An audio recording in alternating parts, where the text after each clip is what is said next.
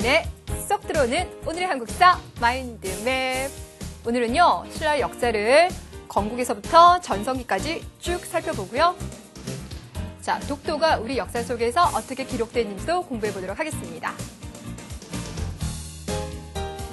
자, 우리 제자들은요, 일단 첫 번째, 신라 왕의 업적, 특히나 6세기 왕의 업적을 반드시 기억하셔야 되고요.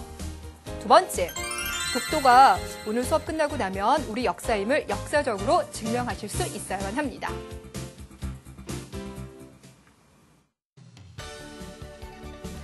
안녕하세요. 반갑습니다. 이금수입니다.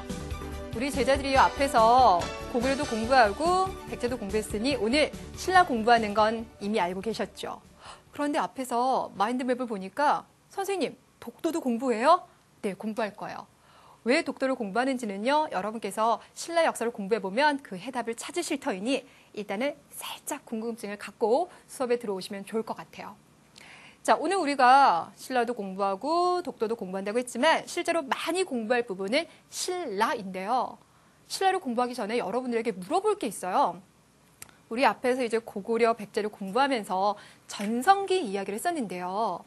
백제와 고구려는 각각 언제 전성기를 누렸습니까? 백제는 4세기, 고구려는 5세기. 너무 잘하셨어요. 그럼 질문할게요. 신라는 언제쯤 전성기를 누렸을 것 같습니까? 바로 6세기.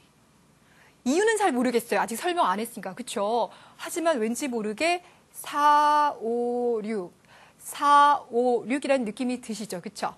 자, 그럼 지금부터 칠판으로 우리 이동을 해서요. 역사 이야기와 더불어 신라 역사부터 출발해 보도록 하겠습니다.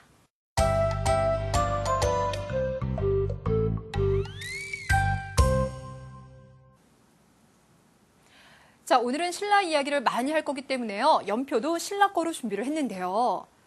여러분, 신라 연표를 보니까 백제, 고구려와 차이점이 있지 않습니까? 백제와 고구려는 660년쯤 되면 멸망했어요. 근데 신라는 676년을 지나서도 쭉 이어져 가고 있죠. 왜 그럴까요? 그렇죠. 고구려, 백제를 통합해서 하나의 나라로 만든 것이 신라이기 때문에 신라는 삼국을 통일한 676년 이후에도 쭉 이어져 가고 있는 겁니다. 자, 근데 여러분 생각을 해보면요. 아무래도 통일을 신라가 했다라는 것은 신라가 통일 직전에 힘이 조금 강성했다라는 이야기가 되겠죠. 자, 그래서 연표를 보니까요. 유난히 신라 왕들은 어디에 많이 몰려 있습니까? 그렇죠. 뒤로 가니까 많이 몰려 있죠. 이때가 몇 세기라고요? 바로 6세기가 되겠습니다. 자, 우리는요. 그 6세기 왕들의 업적을 중점적으로 이제 살펴볼 텐데요. 자, 일단 첫 번째 신라의 건국과 발전 이야기를 쭉 한번 해볼게요. 자, 그동안 우리가 고구려도 공부하고 백제도 공부하면서 선생님, 뭔가 어떤 나라의 역사에도 인간의 운명과 비슷한 것 같습니다. 라는 느낌 안 잡으셨어요? 사람도요, 태어나서 성장해서 죽잖아요. 나라도 건국되어져서 발전했다가 멸망하잖아요. 예, 맞아요. 자, 그래서 신라도 역시나 시작은 신라의 건국 이야기부터 출발할 텐데 혹시 우리 제자들 신라가 누구에 의해서 세워졌는지 알고 계실까요? 아시는 분은 얘기해 주세요. 누구? 박혁거세입니다. 박혁거세. 자, 이 박혁거세가 어디에다가 나라를 딱 세웠느냐 봤더니 지금의 경주. 저기 경주 일대에 나라를 세웠대요. 자, 그러면 이분도 나라를 세웠으니 뭔가 범상치 않은, 뭔가 이렇게 탄생 설화 같은 게 있지 않겠습니까? 봤더니 이분도 어떤 이야기를 담고 있냐면 알에서 태어난 이야기를 담고 있대요.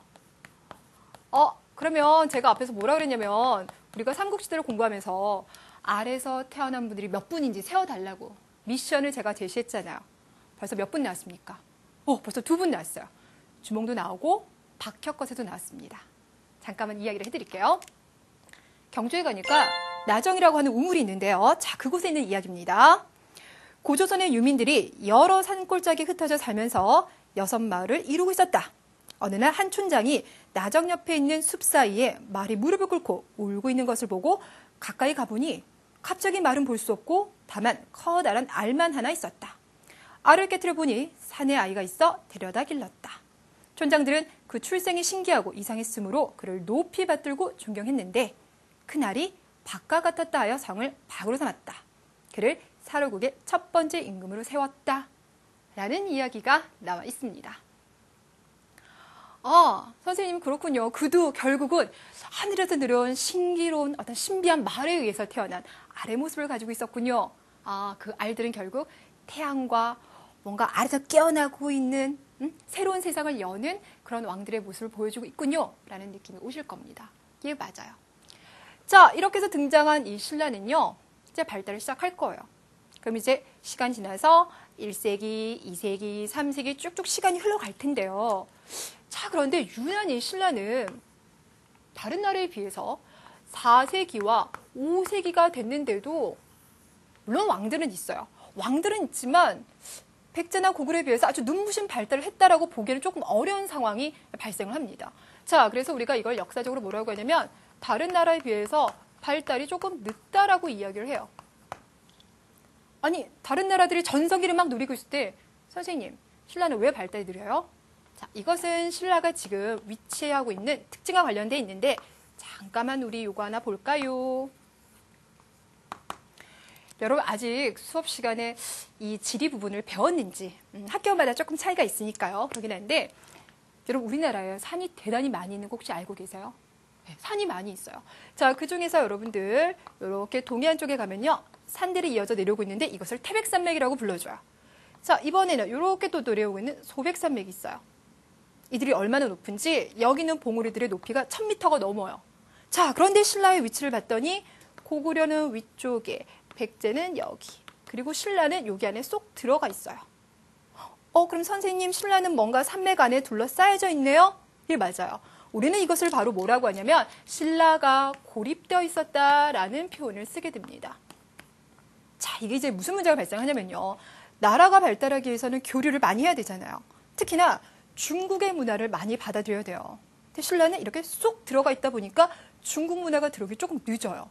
그러다 보니까 자연스럽게 신라는 발달이 조금 늦은 상황이 되는 겁니다. 자, 그래서요, 이 신라라고 하는 이름도요, 아까 우리 탄생설화에서 봤더니 처음부터 신라라고 안 했죠. 처음에는 사로국이라고 하다가 나중에 가서 신라라고 합니다. 자, 그러니 이제 고립도 돼 있는 데다가 중국과의 교류도 다른 나라에 비해서 많이 불편했어요. 그래서 발달이 느린 상황. 자, 그러다가 신라가요, 갑자기 눈부신 발달을 보이는 상황이 있어요. 선생님이 눈부시냐고 한 게 아니라 많은 역사학자들이 정말 신라가 왜 갑자기 6세기가 되니까 이렇게 빠르게 성장하지라고 깜짝 놀라는 거예요. 자, 그때 이 6세기 신라를 정말 빛나게 하는 주요 왕들이 등장하시는데 그 첫 번째 왕이 바로 누구냐면 지증왕이에요. 자, 이 지증왕의 업적 중에 하나가 뭐냐면 좀 전에 얘기했던 신라의 옛날 이름이 뭐라고요? 사로국이었다고요. 자, 그런데 이제는 사로국이 아니라 신라. 그러니까 대회에 과시하는 거예요. 얘들아, 우리도 이제 이름 바꿨어 라고 이제 과시하는 거죠. 여기에다가 정복전쟁을 통해서 영토를 넓히기 시작하는데 이때 차지했던 나라 중에 우상국이라고 있어요. 자, 우상국이 어디냐면 울릉도예요. 이때 이 울릉도를 정복할 때 정말 재미있는 이야기가 하나 남아있는데 이사부라고 하는 장군이 있어요. 그러니까 이분이 이제 울릉도까지 가가지고 얘들아, 너희 신라한테 항복해, 머리를 조아려 라고 하는데 여러분 울릉도는 섬이잖아요. 거기다가 대단히 그 절벽도 많고 그래요. 접근하기 어렵다 보니까 이 울릉도 사람들이, 우상국 사람들이 항복을 안 해요. 그래서 이때 이사부 장군이 뭐를 씁니다. 뭘 하냐면 나무로 사자 모양의 조각상들을 막 만들어요. 그리고 배에 싣고 갑니다. 그리고는 배에 딱 타서 울릉도 사람들에게 뭐라고 하냐면 너희들 항복해. 안 하면 사자 풀어버린다. 이렇게 한 거예요. 아마 그 당시에도 그런 맹수에 대해서 알고 있었나 봐요. 그러다 보니까 우상국 사람들이 항복 이렇게 하게 됐다라는 거죠. 자, 그런데 여기서 중요한 거. 여러분 울릉도에서요. 아주 날이 좋으면요. 바로 옆에 있는 섬 하나가 보입니다. 그게 바로 뭡니까? 독도입니다, 여러분들. 아, 그러면 선생님 오늘 우리가 그 독도를 공부하는 이유가 바로 여기에서 비롯되는 건가요? 예, 맞아요. 되셨어요? 자, 그래서 지증왕 때는 신라라는 이름도 쓰고 우상국도 정복했다는 이야기 기억시켜 주세요.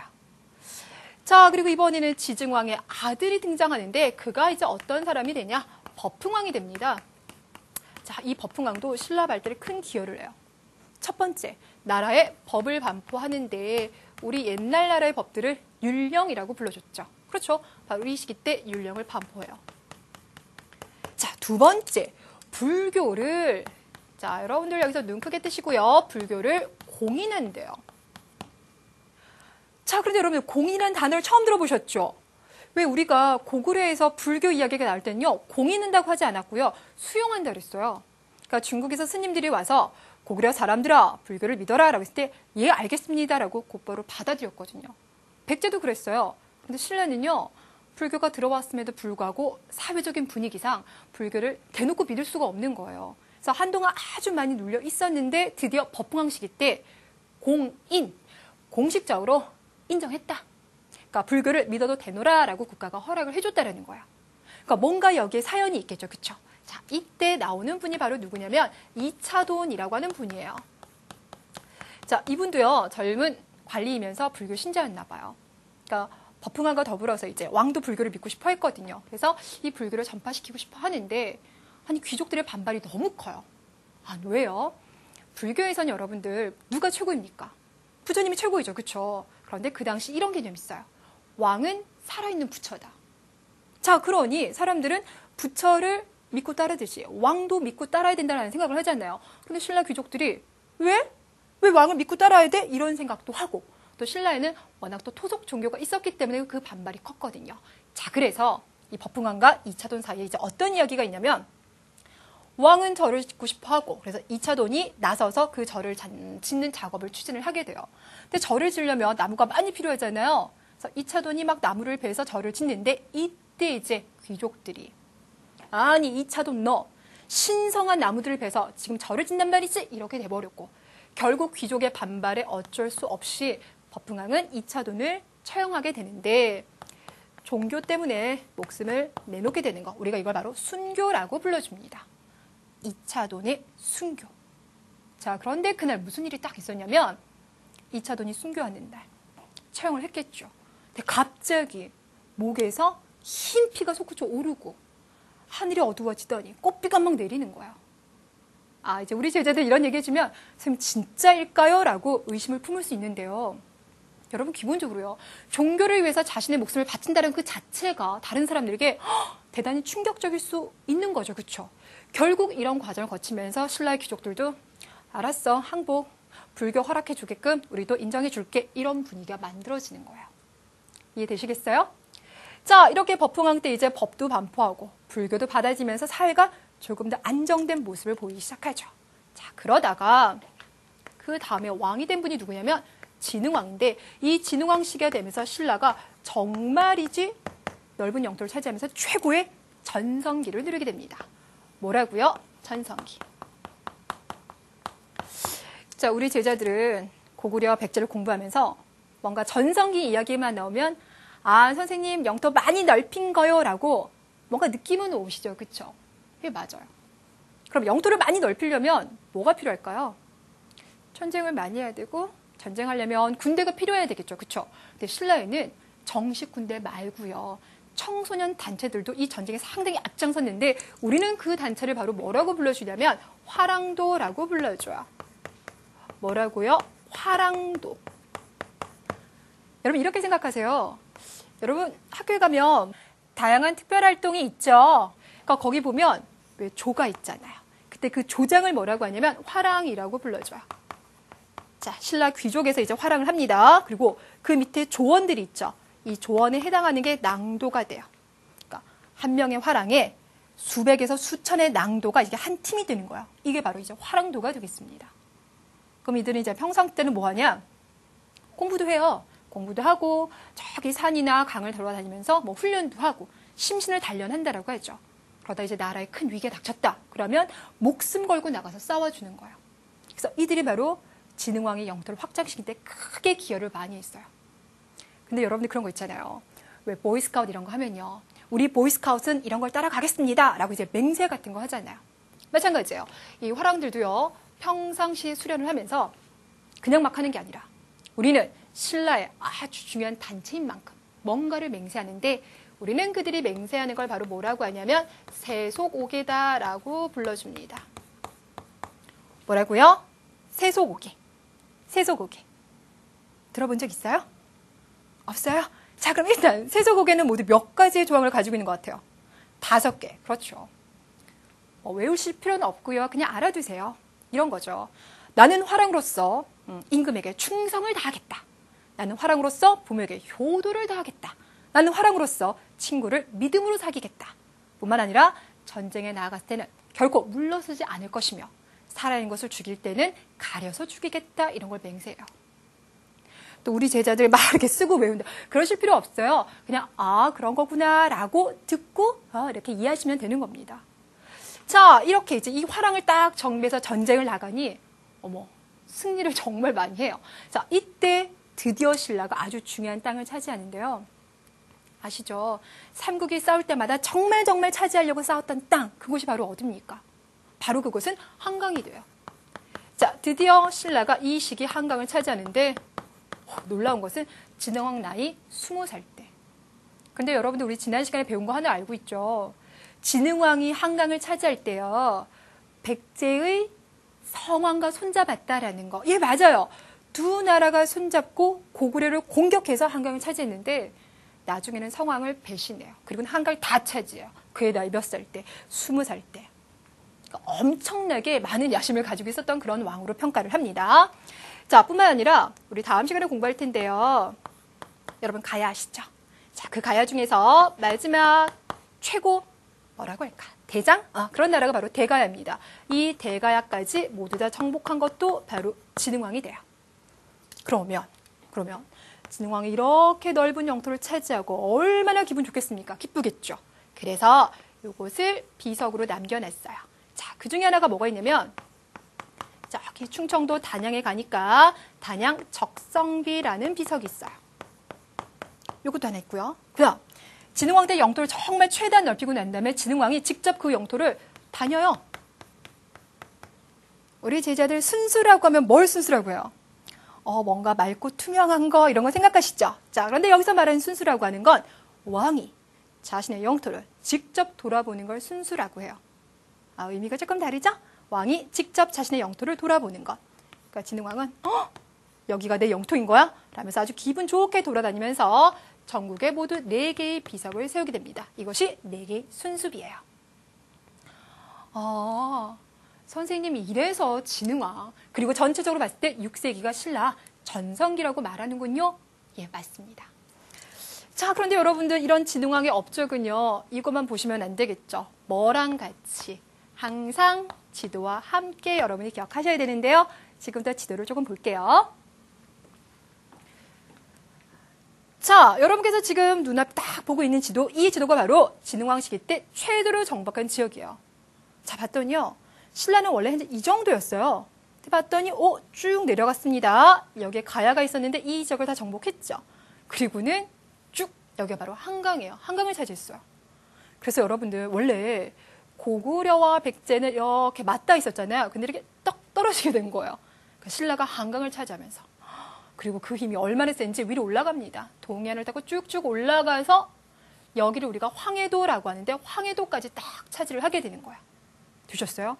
그래서 이 진흥왕 때 차지한 영토가요. 그 이전 영토에 비해서 3배가 넘는다라는 이야기가 있어요. 자, 그리고 제가 좀 전에 이제 비석을 세웠다라고 했는데요. 자, 우리 제자들도요. 교재 딱 펴시고요. 비석이 한번 체크해 봅시다. 먼저 여기 단양 적성비가 있어요. 단양 적성비. 자, 이거 말고 4개의 순수비를 세운다고 했죠. 하나씩 볼게요. 창녕비가 여기 있어요. 창녕비, 북한산비. 말 그대로 북한산을 세웠다라고 해서 북한산비. 쭉쭉 올라가서 황해도까지 가셔서 황초령비, 마온영비. 자, 모두 몇 개의 비석이 보입니까? 이것까지 포함하시면 5개가 보이죠. 그쵸? 자, 근데 그 중에서 우리 제자들이 정말 꼭 기억하실 비석은요. 이 2가지 비석이에요. 자, 북한산비랑 단양 적성비인데요. 여기다 우리 사진으로 한번 확인해 보도록 하겠습니다. 북한산비. 정말 뭔가 밑에 막 지금 그 산 아래 모습이 보이고 있죠. 맞아요. 그런데 여러분이 지금 올라가시면요. 이 모습 그대로 볼 수는 없어요. 아니, 이 귀한 비석을 그대로 두면 안 되잖아요. 그래서 진품은 어디가 있냐면 국립중앙박물관에 가 있고 지금은 그것을 똑같이 만들어준 게 여기 딱 세워져 있는데 여기까지 신라의 영토가 이르렀다라는 걸 이제 과시하고 있는 거죠. 자, 그 다음 단양 신라 적성비. 여러분들 우리가 문화재를 공부할 때는요 이름이 조금씩 바뀌어요. 그래서 지금은 단양 신라 적성비라고 표현하는 게 정확하지만 여러분 교과서라든지 일반적으로는 단양 적성비라고 해요. 두 개가 똑같다라고 생각하시면 되겠고요. 우리가 뭐 이제 이 안에 있는 비문의 내용을 보고 무슨 내용일까? 이건 파악하기 너무 어려워도 우리는 모습으로 비교할 수 있을 것 같아요. 어떻게요? 위에가 깨져 있어요. 선생님도 이거 직접 보러 한번 가봤었는데요. 앞에 이렇게 막이 쳐져 있어가지고 글자를 다 보지는 못했거든요. 깨져 있는 것 빼고는 그래도 나름 글자를 판독할 수가 있어서 신라가 영토를 꽤 넓혔다는 걸 우리가 직접 확인해 볼 수가 있었습니다. 자, 그러면 신라는요, 결국 이러한 6세기의 발달을 바탕으로 해서 676년 삼국을 통일하게 돼요. 자, 근데 저 질문해도 돼요? 676년이 몇 세기예요? 몇 세기? 7세기. 우리 세기를 말할 때는요, 100년 단위 더하기 1로 계산해주면 된다라고 했잖아요. 6세기에 힘을 키워서 7세기에 통일하더라. 아하. 자, 이렇게 해서 우리가 여러분들 신라 시대를 다 정리했어요. 여러분께서는요, 특히나 이 중에서요, 이 두 분의 왕을 꼭 기억하셔야 되는데요. 어떤 왕일까요? 바로 법흥왕과 진흥왕입니다. 자, 먼저 법흥왕 하니까요, 율령을 반포하고 불교를 공인하였다. 그렇죠. 진흥왕은 화랑도를 정비해서 한강을 차지하고 대가야를 정복하였다. 잘하셨습니다. 자, 그러면 정말 긴 시간 동안 우리가 신라를 이야기했는데요. 다시 한번 마인드맵으로 정리하고요. 독도에서 다시 한번 찾아뵐게요.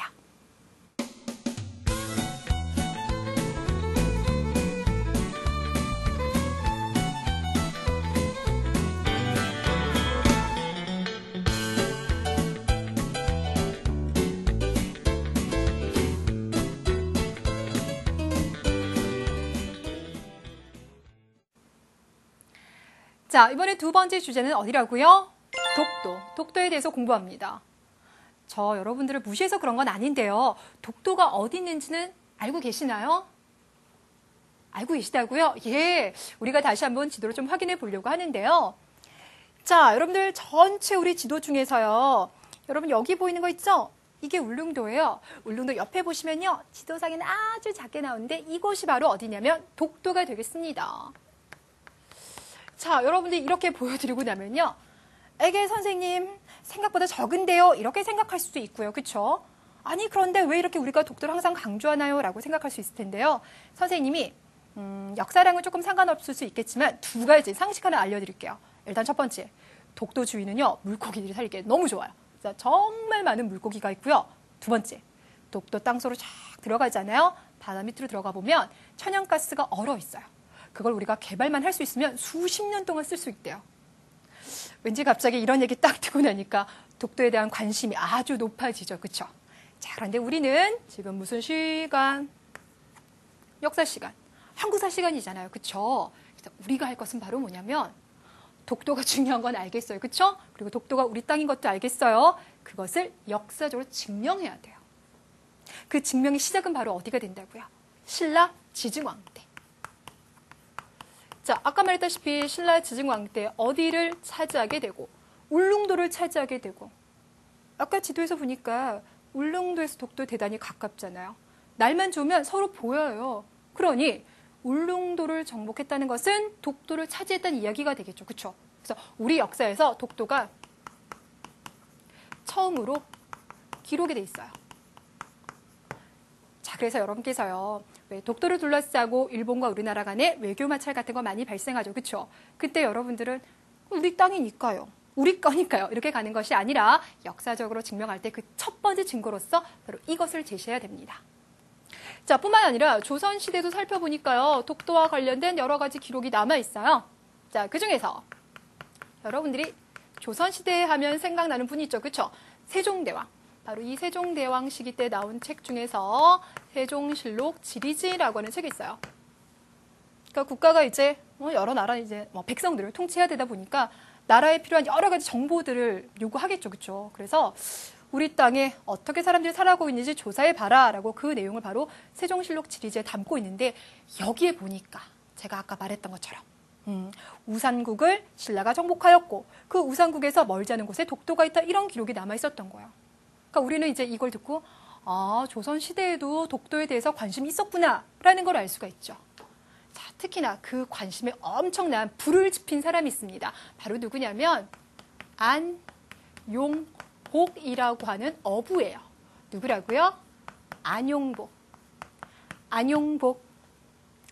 선생님 생각에 우리 제자들이 안용복이라는 분의 이름을 처음 들어봤을 것 같아요. 그렇죠?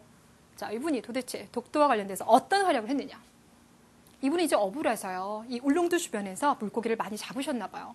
아니 그런데 이제 주변은 어부들과 울릉도로 가보면 아니 오늘도 또 일본 어부들이 와 있는 거예요. 또 와 있어? 이건 뭐지? 이러면서 결국 이제 충돌을 빚게 되는데 이때 이분이 일본에 한번 잡혀가셨어요. 그럼 이제 우리 같으면 아 무서워 이랬을 거 아니에요. 근데 이분이 나름 일본어 좀 하셨나 봐요. 거기서 당당히 뭐라고 하냐면 울릉도와 독도는 우리 땅이거든 이러고 얘기를 한 거예요. 그래서 일본에서도 정말 이러면서 막 조사를 해봤는데 그런 것 같아. 그래서 일본에서 뭐라고 하냐면 울릉도는 일본 땅이 아니다 라면서 공식적으로 인정을 했대요. 오 대단하시죠. 자 그리고 난 다음에 다시 돌아왔습니다. 그러다 몇 해가 지나서 또 가서 울릉도 주변에서 물고기를 잡고 있는데 또 나타난 거예요. 근데 이분이 좀 대단하신 분이에요. 이번엔 어떻게 하냐면요. 잡혀가는 게 아니라 자신 직접 관리의 복장을 딱 입고요. 일본으로 건너가요. 그래서 나는 조선의 외교 뭐랄까 외교 사절단이다 이러고 가면서 일본과 협상을 한 거예요. 그러니까 실제로 이제 거짓 행사를 한 거죠. 그러면서 이제 말하기를 울릉도와 독도는 우리 땅인데 왜 자꾸 너희 어민들이 오니? 라고 당당히 따진 거예요. 물론 거기에서 이제 당당히 따지셨지만 돌아오시고 난 다음에는요. 정부에서 너 뭐야? 관리도 아닌데 이러면서 유배를 떠나게 됩니다. 그 이후의 이야기에 대해서는 남겨진 게 없지만 하지만 이 사건을 계기로 해서 조선에서도 독도에 대해서 다시 한번 관심을 가져야 되겠구나 이러한 이제 분위기를 만들게 되는 거죠. 자 그러다가 이제 시간이 흘러서 대한제국 시기로 넘어가요. 자 대한제국이라고 하면요. 1897년에 세워져서 우리가 일본의 식민지배를 당하게 되는 1910년까지 있었던 나라가 바로 대한제국이에요. 이 대한제국에서도 아무래도 일본의 여러 가지 행동이 뭔가 예상치 않아요. 그래서 그 일본을 막기 위해서 울릉도에다가 관리를 파견한 거예요. 자, 울릉도에 관리를 파견했다 그러면 자연스럽게 어디까지도 그렇죠. 독도까지도 이렇게 되는 거죠. 그럼 선생님 보니까요. 지금 신라를 출발해서 대한제국까지 독도는 확실히 우리 땅 맞네요. 그런데 왜 갑자기 일본과 이렇게 우리가 외교 마찰이 벌어질까요? 이것은 바로 언제 때 때문이냐면요. 러일 전쟁 때문이에요. 자, 말 그대로 러시아와 일본이 전쟁을 했는데요. 1904년에서 1905년까지 전쟁을 했어요. 근데 이때 일본이 전쟁을 하면서 우리가 1910년에 일본한테 식민지배 당한다 그랬죠. 그러니 1905년 상황 우리가 힘이 상당히 약했겠죠. 이때 일본이 우리가 전쟁할 때 땅이 조금 필요하는데 우리 마음대로 쓸게 이러면서 독도를 불법적으로 일본이 점령을 한 거예요. 그러면서 지금까지 이때를 시작으로 해서 일본의 땅이라고 주장하고 있는 겁니다. 자, 그러니 우리 제자들도요. 요즘 독도에 대한 관심이 높죠. 그렇죠? 그러니 독도는 무조건 우리 거야. 이렇게 생각하는 것보다는 일본은 러일 전쟁 당시에 불법적으로 빼앗았으니 독도는 언제부터 지증왕 때를 시작으로 해서 특히 안용복의 활약을 거치면서 확실하게 우리 땅이었어 라는 걸 여러분이 머릿속에 기억시켜 두시면 좋겠습니다. 자, 이렇게 하면요. 우리가 준비한 신라도 공부했고요. 독도도 공부했어요. 선생님 그럼 이제 문제 풀고 싶어요. 진짜 그런 마음이 생기시는 거 맞죠? 그쵸? 다시 한번 마인드맵 확인하고요. 개념 체크 문제 풀어보겠습니다.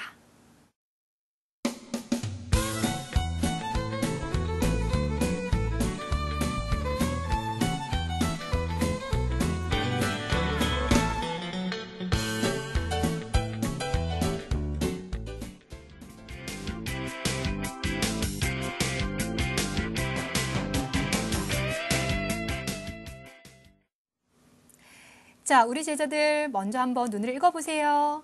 자, 1번 출발합니다. 신라는 5세기의 전성기를 맞이하였다. 맞을까요? 틀릴까요?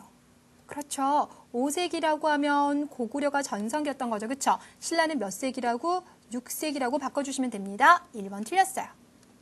자, 2번도 먼저 한번 읽어주세요. 독도는 신라 지증왕 때 신라에 편입되었다. 독도, 신라, 그리고 지증왕 때 맞습니까? 네, 맞네요. 방금 전에 공부했었죠. 자, 세 번째도 읽어주세요.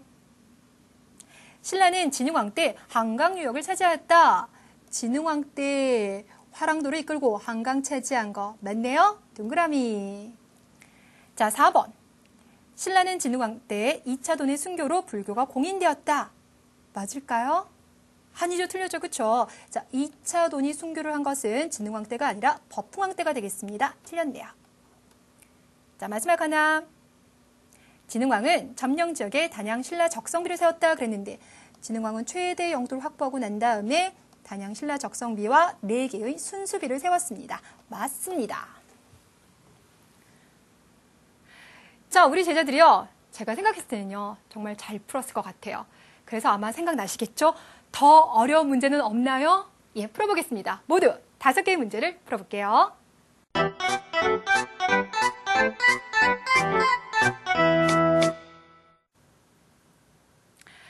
자, 먼저 선생님이 첫 번째로 선택해온 문제는요.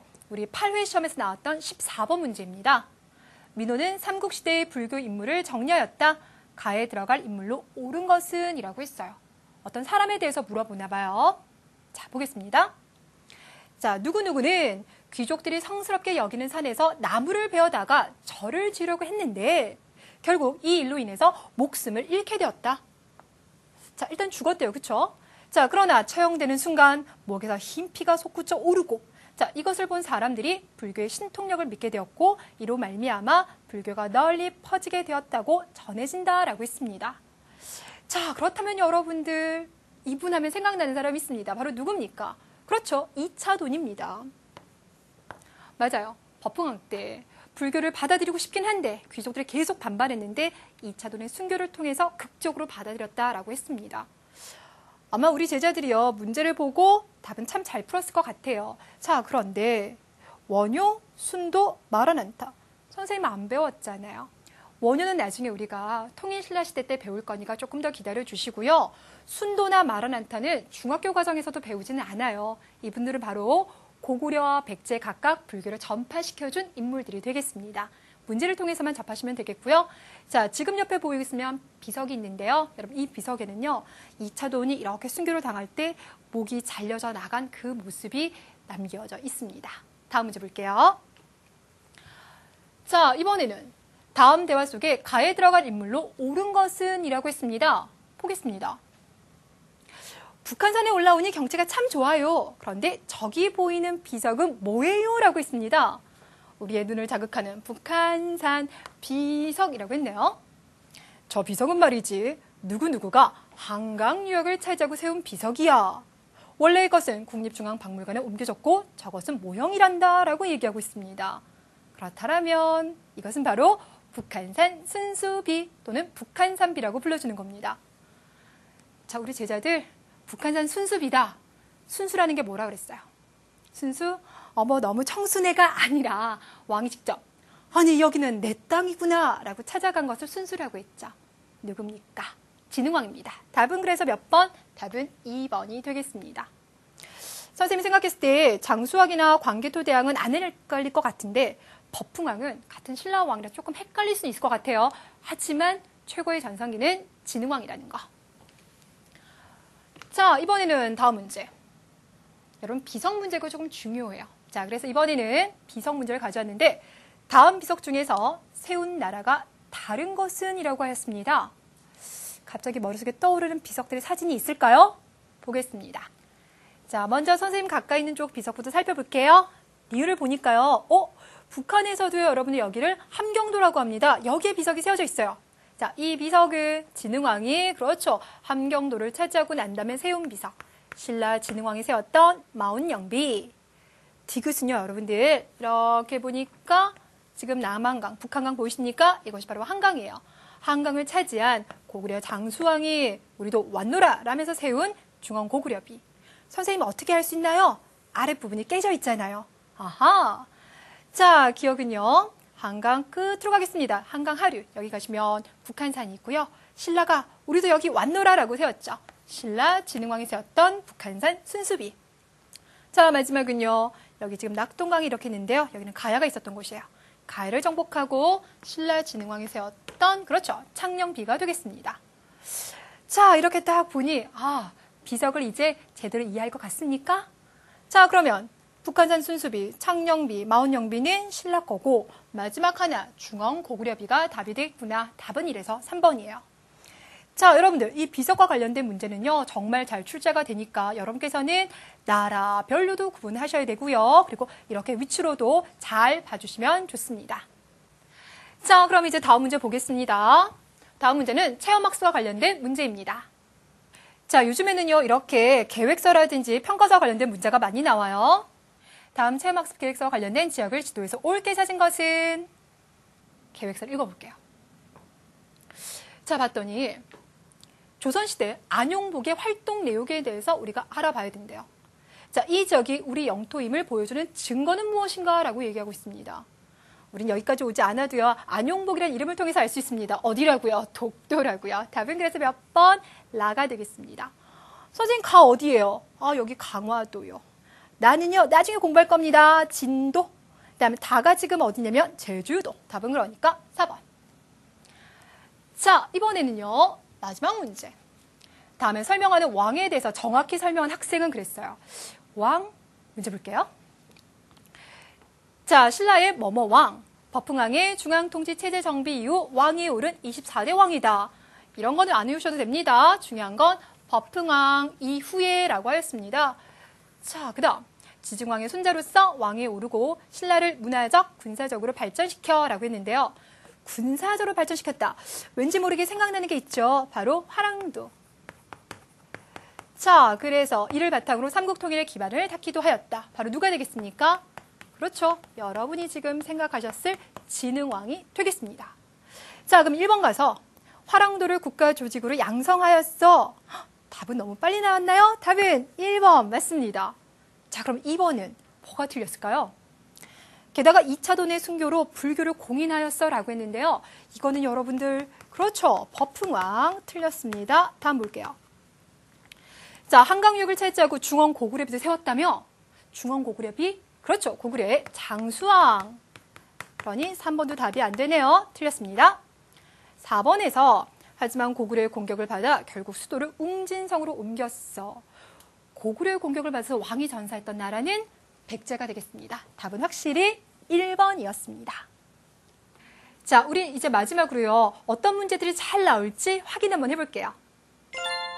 자, 먼저 첫 번째. 역시 신라는요. 6세기 진흥왕의 업적을 묻는 문제가요. 정말 많이 출제됩니다. 자, 그러니 지도와 비석 연결시켜서 꼭 기억하시고요.